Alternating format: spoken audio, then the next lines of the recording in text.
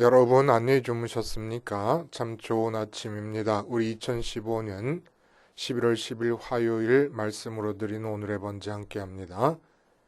신명기 20장 1절부터 20절까지 말씀으로 같이 합니다. 우리는 1절부터 8절까지만 같이 읽겠습니다. 9절까지 같이 읽습니다. 시작. 네가 나가서 적군과 싸우려 할 때에 말과 병거와 백성이 너보다 많음을 볼지라도 그들을 두려워하지 말라. 애굽 땅에서 너를 인도하여 내신 네 하나님 여호와께서 너와 함께 하시느니라.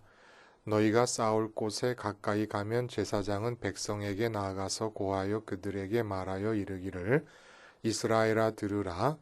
너희가 오늘 너희의 대적과 싸우려고 나아왔으니 마음에 겁내지 말며 두려워하지 말며 떨지 말며 그들로 말미암아 놀라지 말라. 너희 하나님 여호와는 너희와 함께 행하시며 너희를 위하여 너희 적군과 싸우시고 구원하실 것이라 할 것이며 책임자들은 백성에게 말하여 이르기를 새 집을 건축하고 낙성식을 행하지 못한 자가 있느냐? 그는 집으로 돌아갈지니 전사하면 타인이 낙성식을 행할까 하노라. 포도원을 만들고 그 과실을 먹지 못한 자가 있느냐? 그는 집으로 돌아갈지니 전사하면 타인이 그 과실을 먹을까 하노라. 여자와 약혼하고 그와 결혼하지 못한 자가 있느냐? 그는 집으로 돌아갈지니 전사하면 타인이 그를 데려갈까 하노라 하고 책임자들은 또 백성에게 말하여 이르기를 두려워서 마음이 허약한 자가 있느냐? 그는 집으로 돌아갈지니 그의 형제들의 마음도 그의 마음과 같이 낙심될까 하노라 하고 백성에게 이르기를 마친 후에 군대의 지휘관들을 세워 무리를 거느리게 할지니라. 오늘 우리가 함께 읽은 말씀 중심으로 하나님의 인간 세상 진출 교두보라는 제목의 하나님 말씀 증거합니다. 하나님의 인간 세상 진출 교두보. 교두보라고 하면 여러분 다 아시겠습니다. 군사 용어예요. 이제 상륙 작전이나 공격 작전을 할 때 그 작전을 성공적으로 수행하기 위해서 적 진지 안에 거점을 미리 확보해 두는 겁니다. 예를 들면 쉽지요. 6.25 전쟁 당시를 색깔로 표현을 해보면 6.25 6월 25일 주일날 새벽에 다 잠들어 있는 남한 땅으로 이북 괴뢰군이 진격해 들어옵니다. 그래서 파죽지세로 한반도 전체를 쓸고 내려가면서 마지막에 부산 한 군데에 남겨놨습니다. 낙동강을 넘어가지 못하고 있는 그런 상태가 됐어요. 여기 부산이 바로 유엔군의 교두보가 되었던 거예요. 왜 그러냐 하면은 한반도 전체를 색깔로 말하면 북한 괴뢰군을 빨간색으로 표현하고 이 남한을 파란색으로 표현한다 그러면 전체 한반도가 다 빨갛고 부산만 파란색으로 남아 있었던 겁니다. 그러니까 전체를 빨간색으로 점령되어 있는 상황에서 파란색의 부산이 바다 건너에서 오는 유엔군들에게는 하나의 교두보가 될 수 있었죠. 근데 이제 이러한 교두보라는 얘기가 최근에는 군사적 용어로만 쓰이는 게 아니라 예를 들어서 우리나라 기업이 중국에 물건을 수출하려 한다. 그런데 중국 상해에 지점을 냈다. 그러면 그 상해가 넓디 넓은 중국 전체를 향해서 물건을 팔아서 그 시장을 확장시켜 나갈 교두보가 되는 겁니다. 거점이 되는 거지요. 그런 면에서 하나님께서 이 세상으로 진출하시기 위해 교두보를 필요로 하신다는 겁니다. 그게 또 어떤 얘기냐? 이 세상은 온통 하늘에서 눈이 내리듯이 삼라만상 위에 하나님의 의도가 내려오십니다. 그래서 모든 삼라만상이 그 하나님의 의도를 수용합니다.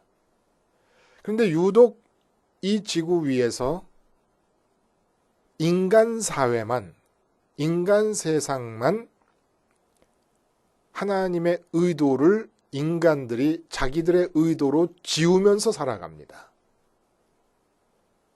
이걸 색깔로 표현하자면 삼라만상 속에는 다 빛이 있어요. 하나님의 의도가 들어가니까. 근데 인간 세상 속에만 암흑입니다. 새카맣니다.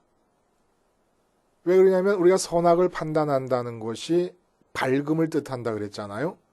근데 하나님의 선악 판단에 따른 어떤 계획과 의도가 들어오지 못하고 인간이 선악을 판단하게 되니까 새까만 거예요. 한번 한반도를 찍은 위성 사진을 봤어요. 밤에 찍은 사진인데 참 묘하더만요. 중국 대륙이 이렇게 있고 그리고 이제 한반도가 붙어 있고 옆에 일본 열도가 있지 않습니까? 근데 이상한 것은 중국 대륙과 밤 사진이에요. 밤에 찍은 인공위성 사진인데 중국 대륙과 남한과 일본 열도가 빛으로 점점 빛이 가득 차 있어요. 근데 38선 이북부터 백두산, 두만강, 압록강 요 사이는 새카맣니다. 그리고 평양이라고 짐작되는 부분만 빛이 조금 있는 거예요. 전력이 제로예요, 제로 상태. 30층 아파트에 엘리베이터가 없어서 35층에 사는 사람들이 걸어 올라갔다 내려왔다 한답니다. 새카만 거예요. 마치 이것과 똑같은 거예요. 이 세상 삼라만상에는 다 하나님의 의도가 들어요. 그러니까 영적인 눈으로 보면은 인간이 사는 세상에만 새카만 겁니다. 이 새카만 인간 세상에 마치 이북 지역에 새카만데 평양만 빛이 들어오는 것처럼 내가 어느 직장에 가 있다 그러면 그 직장이라는 인간 세상은 새카만 겁니다. 사장님부터 전문인부터 말단 직원까지 신입사원까지 아무도 하나님의 의도를 받아들이지 않습니다. 여기서 내가 선민이라 그러면 그 직장이라고 하는 새카만 지역에 들어가서 빛 대신은 하나님의 의도를 받아들이는 교두보가 되어야 된다는 겁니다. 선민이 바로 하나님의 교두보가 되어야 된다는 거예요. 이 이야기를 오늘 본문이 해주고 계시면서 어떻게 선민이 실제로 삶에서 교두보가 될 것인가, 하나님의 의도가 내려오는, 하나님의 의도를 완전히 지우고 살아가는 인간의 의도로 가득 찬 인간 세상에서 하나님의 의도가 내려올 수 있는 부산과 같은 지역, 6.25 때, 그리고 지금 인공위성 사진상 밤에 이북이 새카만데 평양만 빛이 들어오는 것처럼 그렇게 우리 가정이 이북 같을 수 있고 우리 직장이 이북 같을 수 있고 우리나라가 이북 같을 수 있어요. 하나님의 의도가 내려오지 못하고 있으니까, 인간의 의도로 새카맣게 칠해져 있으니까 그곳에서 평양에만 빛이 빛나듯이 우리가 교두보 역할을 하는 것이 어떻게 실제로 가능한가 하는 얘기를 오늘 본문이 해준다는 얘기예요. 오늘 본문을 읽으면서 우리가 함께 읽은 부분에서 아마 누구나 다 고개를 좀 갸우뚱하지 않았겠나 하는 생각이 듭니다. 지금 전쟁을 앞두고 있는 상황을 가정해서 모세가 지금 교훈을 주는 겁니다. 그런데 전쟁에 임한 군인들에게 이토록 사사로운 개인 사정을 들어서 귀가 조치를 한다는 것이 이게 맞는 것인가 하는 생각이 들지 않습니까? 그 옛날에 지금 막 벌어지려는 이 전쟁에서 지고 나면 낙성식이 어디 있고 포도원 소출을 먹는 일이 어떻게 가능할 것이며 약혼녀와의 결혼이 어찌 가능하겠습니까? 그러니까 약혼녀와 결혼하고 싶고 포도원 소출을 먹고 싶고 집을 낙성식을 하고 싶으면 어떻게 하든지 더욱더 전의를 불태워서 이 전쟁에서 이겨야 되는 거 아닙니까? 근데 낙성식 못했다고 빠지고 포도원 소출을 내가 먹지 못했다고, 세상에 포도원 소출을 내가 포도원을 내가 농사지은 거 먹지 못한 게 뭐가 그렇게 대수라고 집에 가서 포도 따먹으라고 전쟁터를 지금 민족의 운명을 걸고 전쟁을 해야 될 판에 귀가 조치를 한단 말입니까? 약혼녀와의 결혼이 능사입니까? 이스라엘에서의 약혼녀, 정혼이라는 건 아직 정식 결혼 상태가 아니에요. 우리나라에서도 그렇지만. 그러니까 이렇게 치자면은 결혼 3년 차 남편이 더 큰 문제 아니에요? 애가 2살이고. 그런데 전쟁터에서 남편이 죽어서 과부와 아기가 혼자 남는 것보다 약혼만 하고 결혼을 하지 않은 젊은 총각이 나가서 싸우다 죽는 게 낫지 않습니까? 그럼 그 여자는 새로 그냥 처녀 시집 가면 되는 거잖아요. 이해가 안 됩니다. 이렇게 더더군다나 적군과 싸우려 할 때 말과 병거와 백성이 너보다 많음을 볼지라도 라고 얘기를 해요. 그러면 병력이 열세면 정신력이라도 우월해야 되지 않겠습니까? 그리고 이 말씀이 뭔가 이상하게 들리는 것은 표면상 문자적으로 볼 때 신앙을 촉구하는 신약의 예수님의 말씀과 분위기가 너무 달라요. 예수님이 뭐라 그래요? 내게 오는 자가 자기 부모와 처자와 형제와 자매와 더욱이 자기 목숨까지 미워하지 않으면 능히 내 제자가 되지 못한다. 얘기하셨어요? 이 이야기를 하시기에 앞서서 무슨 말씀을 하셨습니까? 잔치 비유를 말씀하십니다. 잔치를 벌려놓고 사람을 초대하는데 아무도 안 와요. 안 오는데 뭐라고 얘기하냐면 청컨대 나를 양해하도록 하라 하고 나는 밭을 샀음에 아무래도 나가보아야 하겠다. 나는 소 5겨리를 샀음에 시험하러 가니 청컨대 나를 양해하라. 또 한 사람은 나는 장가 들었으니 그러므로 가지 못하겠노라. 그리고 주님이 뭐라 그러십니까? 손에 쟁기를 잡고 뒤를 돌아보는 자는 하나님 나라에 합당하지 아니라 하시니라. 그러니까 오늘 본문의 이 말씀의 참뜻은 뭡니까? 전쟁터에 나가되 너희가 선민이고 전쟁터에 나가게 돼서 약속의 땅 가나안 땅 정복 전쟁을 해야 되는데 전쟁터에 나가되 그게 내 전쟁이다라는 생각을 하지 말라는 겁니다. 적군이 강하고 세다고 두려워할 필요도 없고 그렇다고 뭐 내가 반드시 정신력으로라도 이기고 말겠다고 강력한 투지를 불태울 필요도 없다는 겁니다. 한마디로 전심을 다하는 총력전을 금지하시는 겁니다. 본 뜻이. 이런 예를 들었지만은 이러한 예에 맞추어서 이것이 무슨 성문화된 법적인 효력을 지니는 것으로서 포도원 소출을 못 먹은 자는 반드시 전쟁에서 빼라 이런 뜻이 아니라 약혼하고 결혼하지 못한 자는 보내라. 집을 낙성식 못한 사람은 집을 보내라가 아니라 낙성식 못했어도 집이 다 완공됐으면 된 거지요. 뭐 낙성식이 전쟁보다 더 중요하겠습니까? 그걸 성문화한 법적 효력을 나타내는 문자적인 어떤 이런 것으로 받아들일 것이 아니고 이 참 뜻은 뭐냐면은 너희가 총력을 기울여서 싸울 너희 전쟁이 아니라는 얘기입니다. 그럼 도대체 어떻게 하라는 얘기냐? 1절에 네가 가서 적군과 싸우려 할 때 말과 병과 백성이 너보다 많음을 볼지라도 그들을 두려워하지 말라 해놓고 그 다음에 애굽 땅에서 너를 인도해 내신 내 하나님 여호와께서 너와 함께 하시느니라 이렇게 얘기하십니다. 이 말에 대한 오해가 엄청나지요. 아주 교회사적으로 오해가 엄청납니다. 어떻게 오해하느냐면 하나님이 함께 하시느라 전쟁에 나가 싸워야 될 적들의 병력이 강합니다. 우월합니다. 우리가 열세예요. 그래도 출애굽을 시키셨던 하나님께서 함께 하시니까 너희가 하나님을 믿고 두려워하지 말고 나가서 너희 마음에 목적하는 바 승리를 쟁취하라. 이렇게 이해하는 거예요.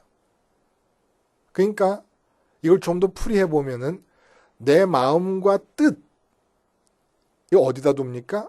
아주 굳건히 전쟁에서의 승리의 마음과 뜻을 둡니다. 승리를 확신하면서 승리에 내 마음을 묶습니다. 전쟁의 승리에 묶어요. 그 다음에 그 승리를 위한 방법으로 어떤 강력한 세상적인 무기보다 더 하나님을 꼭 붙잡으라.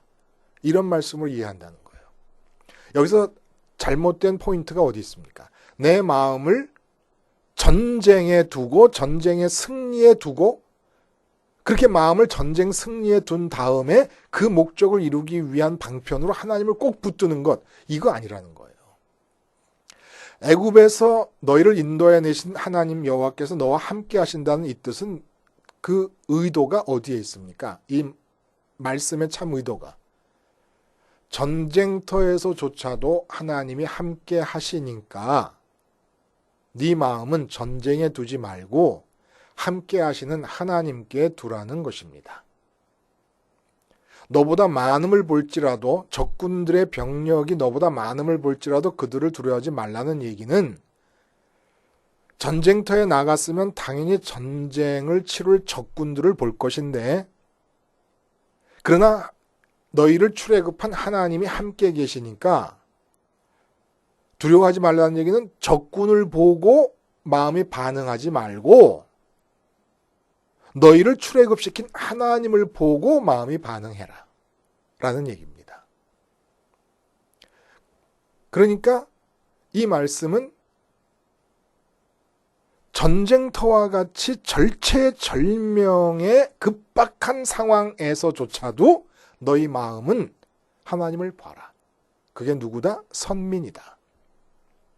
왜 그렇게 해야 되느냐? 너희들이 맞서고 있는 적군들에 대한 하나님의 의도가 지금 이 현장으로 진출하기 위한 교두보를 필요로 하고 있기 때문에 너희가 싸울 필요가 있는 게 너희 힘으로 싸우라는 게 아니에요. 너희 전쟁이 아니라는 겁니다. 단지 너는 전쟁터에 보내진 이유가 교두보를 하려는 하나님의 의도에 맞춰서 교두보가 되라는 얘기예요. 그러니까 이렇게 해석하는 것이 그러니까 어떤 개인적인 사정을 들어서 군인들을 귀가 조치시키라는 이 말씀 이것이 너희들의 마음으로 전쟁을 보고 너희들의 전쟁으로 치룰 일이 아니라는 말씀인 겁니다. 예? 전쟁터로 보내시면서 전쟁을 하지 말라는 말씀과 같다는 거예요. 전쟁터로 보내는데 적군을 보지 말라는 겁니다. 하나님을 보라는 거예요. 전쟁터로 보내는데 전쟁을 보지 말라는 얘기예요. 하나님을 보라는 거예요. 그래서 그 적군들에 대한 하나님의 의도가 교두보를 확보할 수 있게 해드리라는 겁니다.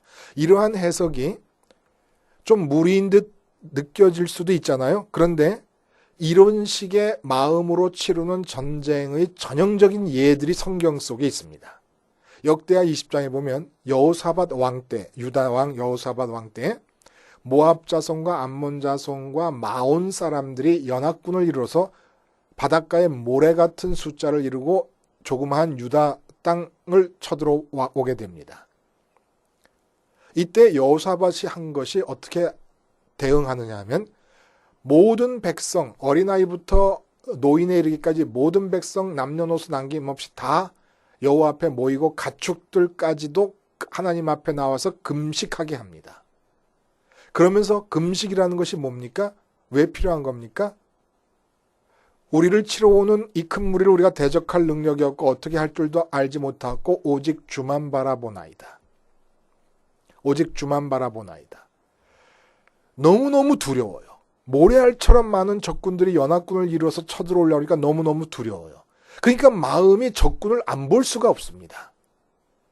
이때 금식을 합니다. 금식을 하는 이유는 금식하면은 적에게 칼에 맞고 창에 찔려 죽기 전에 내 혼자 죽어가는 길을 가는 거예요. 금식이라는 게. 한마디로 세상에 대한 마음의 죽음을 선언하는 겁니다. 금식이라는 게 이때. 그러면서 쳐다보면은 무서워 떨게 만드는 저 적군에 대해서 마음이 죽어버리고 오직 주만 바라보게 됩니다. 이때 야하실이라고 하는 선지자를 통해 하나님이 응답을 주시는데 뭐라 그러시냐면 이 큰 무리로 말미암아 두려워하거나 놀라지 말라. 이 전쟁은 너에게 속한 것이 아니라 하나님께 속한 것이니라. 하나님께 속한 것이라는 게 뭐예요? 모압과 암몬과 마온 족속의 연합군들에 대해서는 내 의도가 있다. 내 의도가 있다. 그러니까 너는 그들을 보고 두려워할 필요가 없고 지금 나를 보고 있는데 잘했어. 나만 보고 있어라 그냥. 그들에 대한 나의 의도가 있으니까. 그래가지고 여호사밧이 드고와 뜰로 전쟁터로 나가는데 군대를 내보낼 때 어떻게 내보내냐 하면 군대 앞에다가 성가대를 앞세웁니다. 성가대를 앞세워서 여호와의 은혜와 자비하심이 영원하시도다라고 하는 주제의 노래를 부르게 합니다. 그러니까 적군이 있고 적군을 향해 나가는 중인데 그 적군과 마주대하는 드고와 뜰에 하나님이 살아계신 걸 먼저 보고 하나님께 먼저 반응을 하는 겁니다.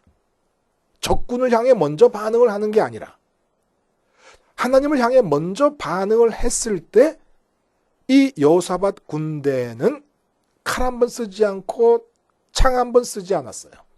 단지 그들은 그 적군들에 대해 갖고 계신 하나님의 의도가 그 드고와 뜰로 진출할 수 있는 교두보 역할만 한 거예요. 그리고 스스로 진멸하게 만드십니다. 다윗도 마찬가지예요. 다윗과 골리앗 싸움에서 사울 왕과 이스라엘은 골리앗을 봅니다. 그런데 다윗은 그 뜰에 함께 계시는 하나님을 먼저 보고 하나님께 먼저 반응합니다. 하나님께 먼저 반응하고 하나님을 가만히 들여다보고 나니까 이 전쟁뿐만 아니라 앞으로 인류 역사에서 일어날 모든 전쟁의 주관자이신 하나님을 보면서 만군의 주이심을 마음이 봅니다. 근데 그 만군의 주 하나님께서 할례받은 자기 자신의 하나님이십니다. 그러니까 그냥 놀듯이 간 거예요. 앞으로 나간 겁니다. 하나님의 뜻, 골리앗을 향한 하나님의 의도, 블레셋 군대를 향한 하나님의 의도의 교두보 역할만 한 거예요. 스테반 집사님의 순교 현장도 마찬가지예요. 돌로 치는 사람들을 보지 않습니다. 마음에서 하늘을 보니까 그 하늘이 열리는 걸 보게 됩니다. 자, 선민과 선민 아닌 다른 사람의 차이가 어디 있습니까?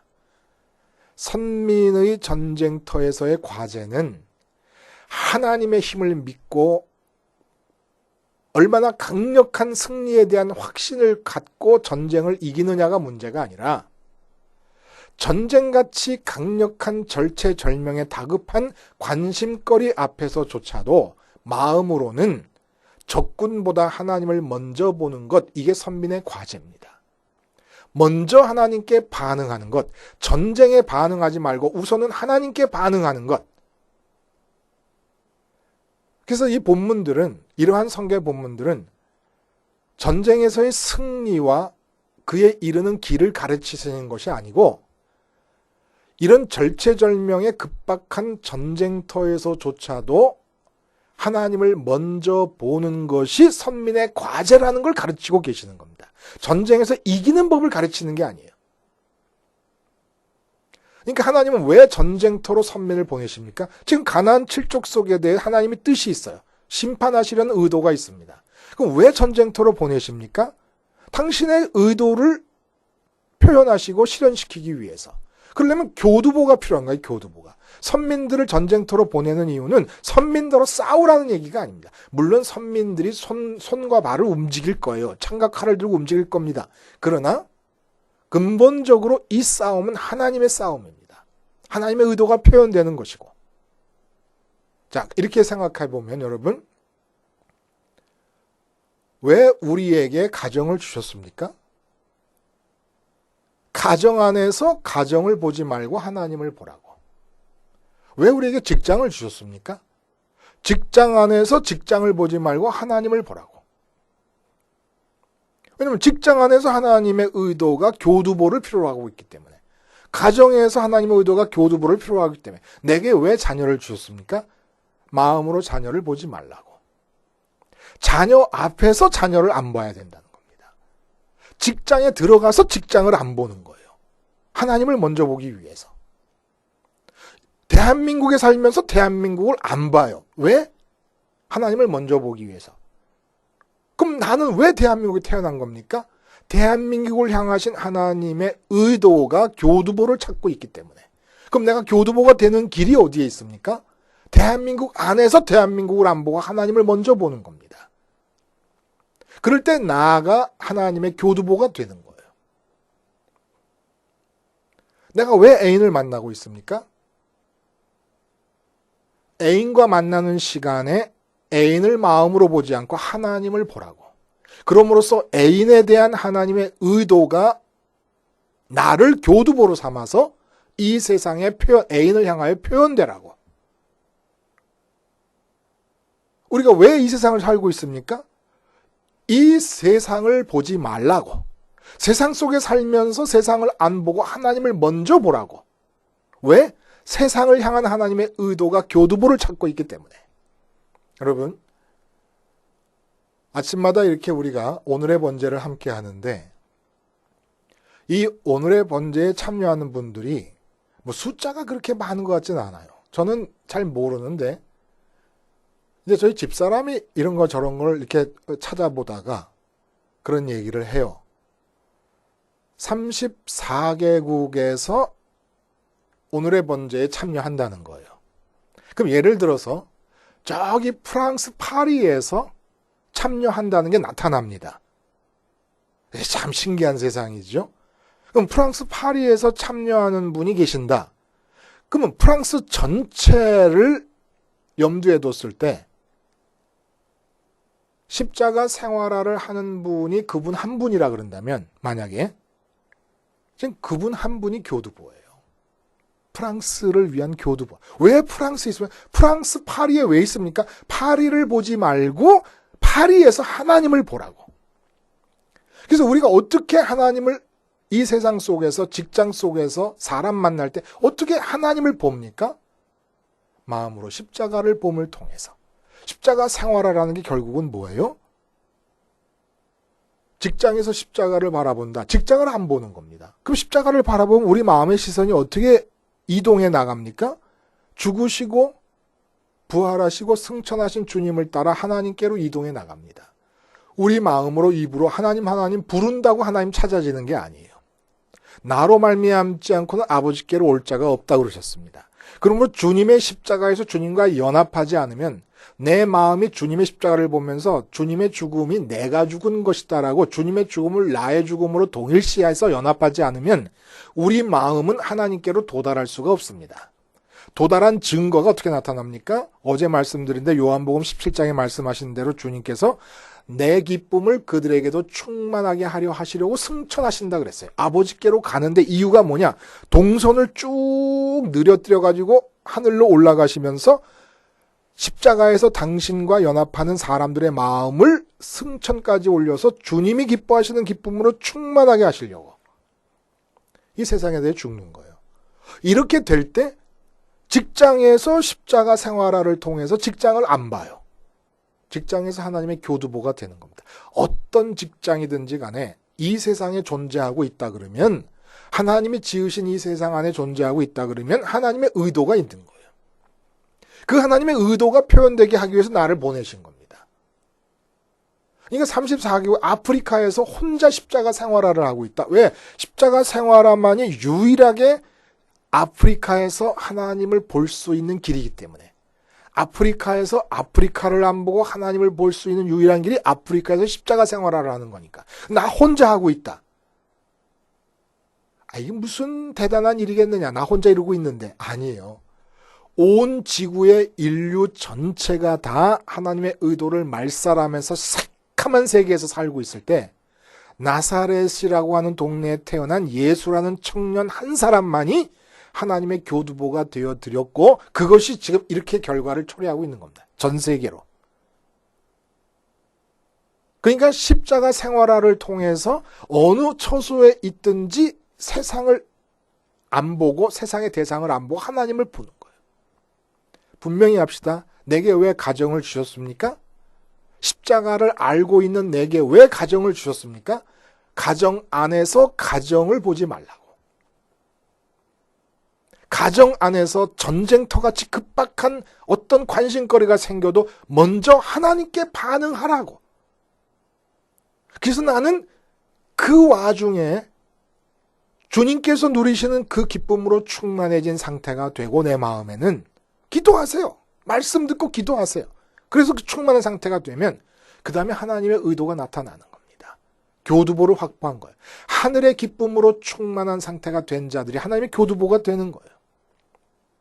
왜 대한민국에 살아요? 대한민국 마음에서 보지 말고 대한민국 안에서 하나님을 봄으로써 대한민국을 향한 하나님의 의도의 교두보가 되라고. 왜 이북과 맞서 있습니까? 이북을 향한 하나님의 의도의 교두보가 되라고. 우리 모두가 오늘 어디로 가든지 그곳과 또 누구를 만나든지 그 사람에 대한 하나님의 의도가 여러분을 교두보 삼을 수 있도록 십자가 생활화가 지속될 수 있기를 바랍니다. 기도하시겠습니다. 하나님 아버지, 한편으로 무지하게 신이 나고 기대도 됩니다. 내가 어디를 가든지 그곳 눈으로 감아버려 등지고 그곳에서 함께 계시는 하나님께 십자가를 통해 마음을 들여 하나님만 보고 하나님께 반응하면 나타나게 될 하나님의 의도가 내가 가는 곳마다 어떤 역사를 펼쳐내실지 무척 궁금하기도 합니다. 그러나 이런 것 저런 것 다 잊고 우선 주님 십자가에 우리 마음을 몰두하게 하시며 어디를 가든지 십자가를 잊지 않게만 하여 주시옵소서. 예수님의 이름으로 기도하옵나이다. 아멘.